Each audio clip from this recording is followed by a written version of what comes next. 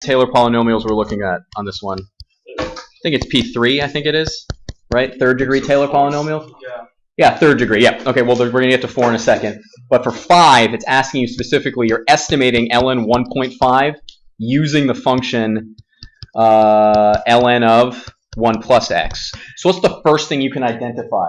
What's the first thing you can identify? What's that form? What's that bound thing? Yeah, Henry, what's the first thing you could identify? X equals 0.5. We're going to be using x is equal to 1/2.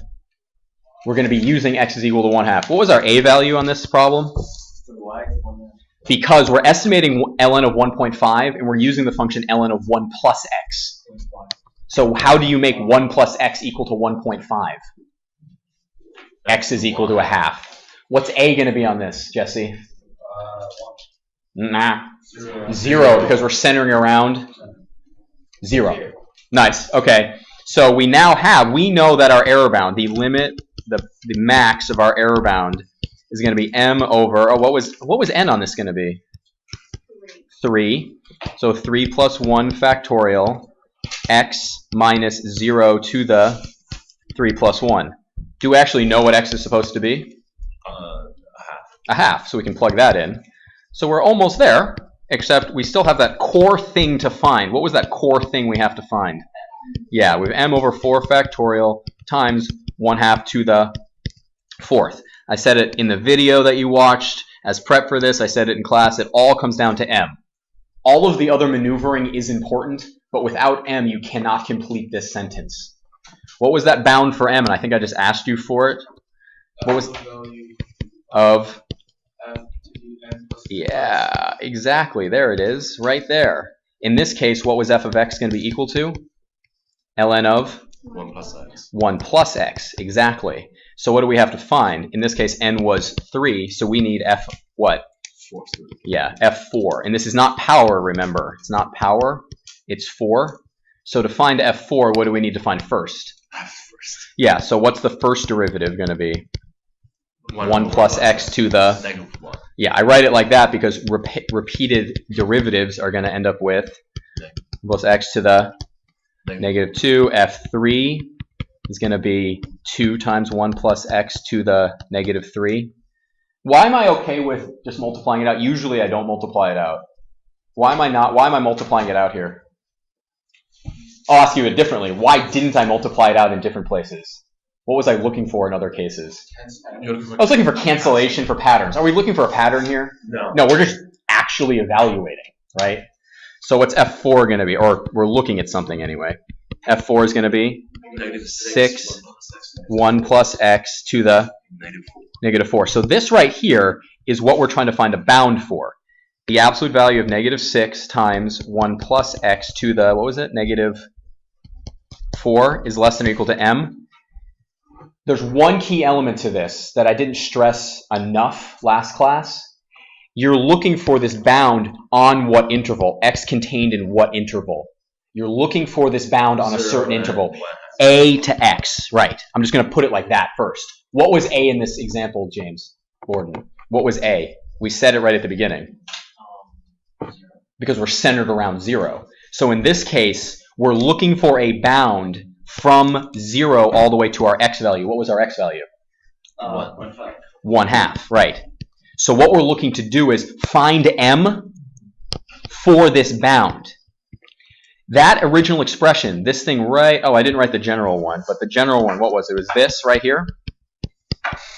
You remember that m is static, x is static, n is static. Depending on n, what happens to this? It changes. Depending on x, what happens? This changes. So you can change the error, how far off you are, is going to change dependent on a lot of different things. So the thing we're focused on is this right here, from 0 to 1/2. So what are we looking at here? Negative 6 over x plus, what is it? 1 plus x? Does it really matter which way I write it? No. To the 4th from x between 0 and 1/2. How do we make that biggest? When is this biggest? And why did I drop the negative? Oh, it's absolute value, right? When is that biggest? When the bottom is smallest. Exactly. And when is the When is the bottom smallest? 0. When x is 0. So this is maximized. You know that 6 over 1 plus x to the 4th is going to be less than or equal to, well, actually, it's definitely going to be less than, right? It's going to be less than 6 over 1 plus 0 to the 4th, right? What's 1 to the 4th? 1. That equals 6. So what m value are we going to use? 6. And now we can, yeah, go ahead. Can you go back up to Yeah. the derivatives? Yes. Did we do it wrong? We knew. What did we have up here? We had this right here, correct? So now can we plug something in? Mm-hmm. We can. Guys, mute your, do you have any idea how many times I heard that sound during chapel this morning? It means someone got an email and they haven't muted or turned off their Surface. So m is going right there. So we now know, what is our upper bound? 6 over 4 factorial times 1/2 to the 4th. We're not quite done yet, because what do they ask you to compare this error to? To the actual error. Now, the way they compare it, and it seems kind of like a bail, but it's the only way you're going to calculate the actual error. Use your calculator and find out what this decimal is. So first, everybody do that. Take out your calculator right now, everybody. Don't say it out loud. I got 1/64. Is it 1/64? Yeah. Yeah. What's it in decimal form? 0.01565. 5625. I just want to check that because the book tends to round without telling me. I just don't like it when that happens. Okay, so that's it. To compare it to the actual error, though, we know that the error is actually equal to the actual function minus the Taylor polynomial estimate, right? What degree were we going to on this? 3. So what we actually need to do is you have to use your calculator to do ln of 1.5 minus the Taylor polynomial evaluated at 1.5. And the Taylor polynomial for this, I'll just give it to you, P3 of x, was x minus 1/2 x squared plus 1/3 x cubed. So what do you plug into this? X equals 1.5, right? And then on your calculator, I'll just tell you what it comes out to be. When you do this, the actual error comes out to be negative 0.0112. Let's compare it to that. Yeah, and you can do this. You can do this. It's absolute value. So is this within the bounds? Sorry. Is this within the bounds of what we want? Absolutely. Because it's less than what? This number is less than our maximum error. This was the maximum error. So when we find the actual error better be less than the maximum error. We just calculated this as being, that's as big as it possibly can get on the interval. So it better not be bigger anywhere else, or that's wrong.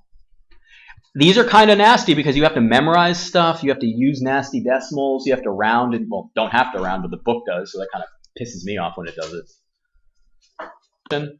Is it possible to have an error of 0? Yes. Yeah. Which means you're exactly on spot. Which means that your Taylor polynomial, when taken to infinity, is perfect. Which 3 functions do we know it's perfect for? Cosine, sine, e to the x. Cosine, sine, and e to the x. The proof is in your book, and we might talk about it a little bit. It's a little deep, but it's pretty cool. Essentially, you need to prove a limit using the error bound formula, and it goes to 0, which is really cool. You'll notice in your notes, or the problems you worked on yesterday, I put this in there. It was the limit, and it's blinking. I don't know why. It does that sometimes. I gave you this. The limit as n goes to infinity of x to the n plus 1 over, I think it was n factorial, right? Yeah, I just did this. I gave you this. I still don't know where that. Hold on, I gave you this. Let's look at that for a second. This is really important because if you understand this, you can understand the proof of your book. This is what it comes down to. X is static, n is going to Infinity. So at a certain point, no matter what you choose for x, at a certain point, what's going to happen? Jesse? The factorial of n will overcome the value. Exactly, because n is going to be greater than x, right? So they give a pretty good explanation in the book. They give you a specific example. But let's say x is a billion, trillion, gazillion, right? This is huge, correct? But what's this going to be like? Even huger. It's at a certain point, it's going to start getting much, much, much bigger than what's on top. much bigger. They give you a specific example, like it's going to take a half, it's going to be less than it. You're going to keep on repeatedly multiplying by a smaller and smaller fraction. This is the reason why sine and cosine perfectly approximate. The Taylor series for sine and cosine perfectly approximate, not perfectly match, which is cool. Which is also why it's similar for e to the x, a little different. But you can think about that one. It's really, really important. Well, it wasn't sine x. It was approximate. This is from the video. Oh, sorry. If you ever see me do double bars like that, that means new thought. That's like my line break. I asked you to do this, I think. It was e to the sine of theta. What's the Taylor polynomial for that? And I told you, what did you have to first write? What's e to the x equal to? 1 plus x plus x squared over 2 factorial plus 12. Plus x cubed over 3 factorial, right? What's sine of theta equal to? What was the Taylor? Minus x2 cubed over 3 factorial plus x2 fifth over 5 factorial. Goes on, right? Next one's minus, right? Keeps on going. So what did you try doing on that one?